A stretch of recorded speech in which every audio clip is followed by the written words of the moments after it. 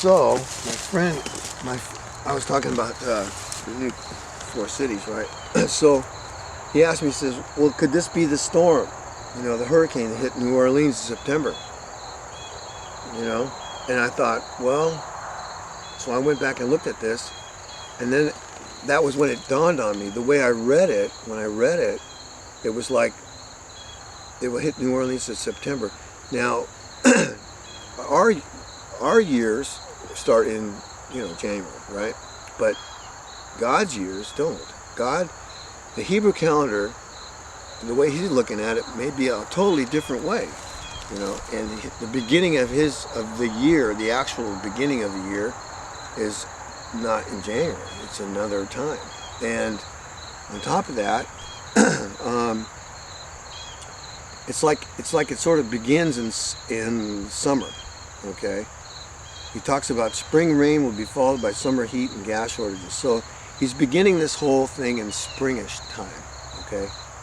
Like around you know, spring. So what happens in spring? Well, you have the resurrection, right? And, so, you know, Easter and all that. So his year, and then this first year would go from spring to spring, and then the second year, you know, in a way. But it's hard to say, you know. But it's just something that dawned on me a little bit while I was reading this again, because he starts talking about spring and then summer and then December, and then he goes back and now he's talking about August. So, you know, I thought maybe he was backtracking. He was backtracking that year, that August. So, but it could very well be the very next August, okay?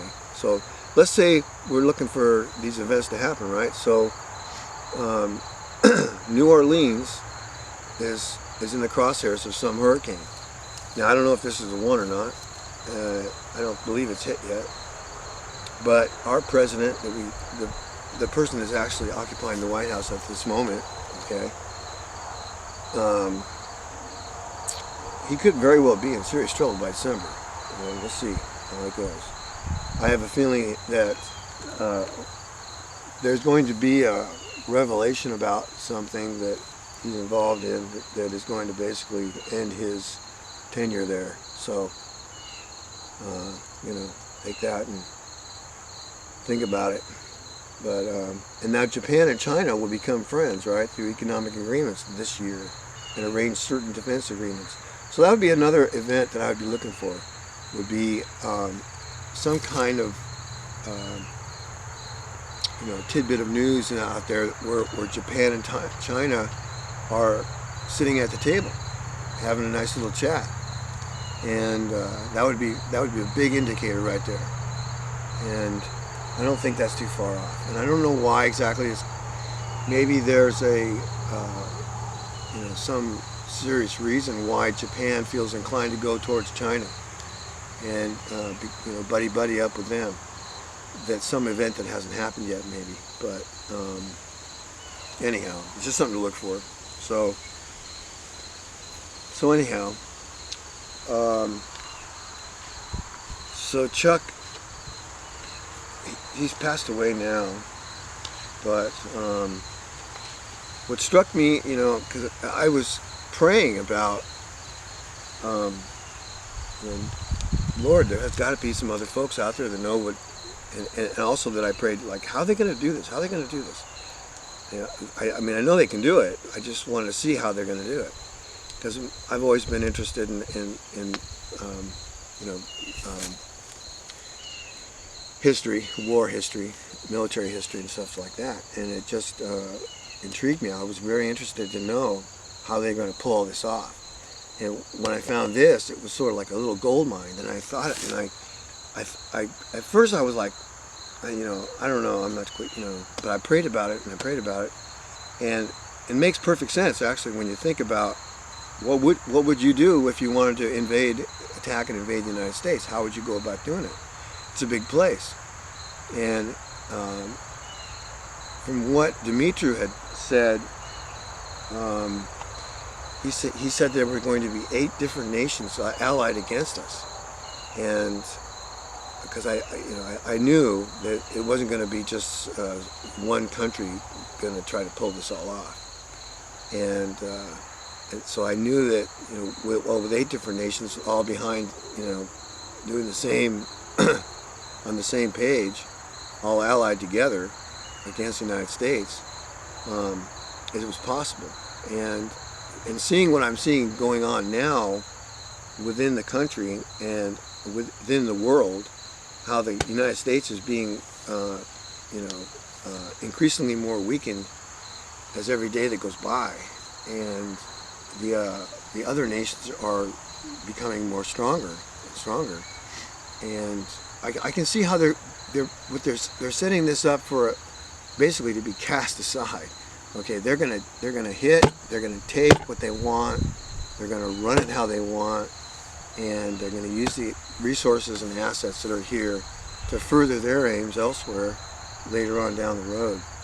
And it may turn out for the Russians that they bit off more than they can chew, and events will occur later on down the road for them that are not going to be as happy times as good of times for them, and the Chinese are going to be a thorn in their side later. But I don't think they're not completely aware of the fact that the Chinese are they're fair weather friends in a way, and as long as there's fair weather, they'll be their friends. But when China feels that it's to their advantage to